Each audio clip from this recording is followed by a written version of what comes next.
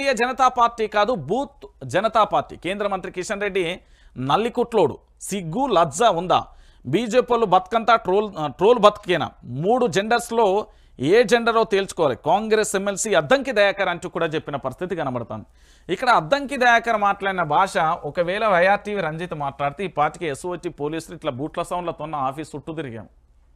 ఒకసారి మీరే చూడరు. భారతీయ జనతా పార్టీ కాదది, బూత్ జనతా పార్టీ. సిగ్గు లజ్జ ఉందా? నేను అనలేదు. ఇక్కడ చూడుర్రి, బీజేపీల బతుకంతా కూడా ట్రోల్ బతికేనా? 3 జెండర్లో ఏ జెండరో తెలుసుకోమని చెప్పారు. ఇది ఘోరమైన అంశం. అసలు ఎమ్మెల్సీ, కాంగ్రెస్ ఎమ్మెల్సీ అద్దంకి దయాకర్కి సంబంధించి ఇది ఇప్పుడు వివాదాస్పదంగా మారింది. గతంలో నల్గొండ జిల్లాలో పార్టీలో ఉండుర్రి అన్నాడు కదా.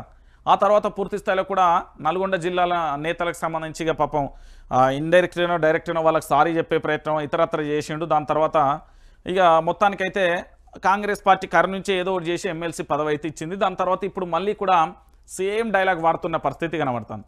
సో భారతీయ జనతా పార్టీకి సంబంధించిన కిషన్ రెడ్డి వర్గీయులు ఏం చేస్తారు? దీని మీద ఏమన్నా ఎఫ్ఐఆర్లు చేసే పరిస్థితి ఉందా? ఎందుకంటే కేంద్ర మంత్రిని ఇంత పెద్ద మాట అన్నాడు కాబట్టి ఏం జరుగుతుంది అనేది మనం కూడా వేచి చూడాలి. ఇది చాలా ఉత్కంఠమైన పరిస్థితి. ఎందుకంటే వాళ్ళు చేసిన పనికి సంబంధించి పూర్తి స్థాయిలో ఏం జరుగుతుందో చూడాలి.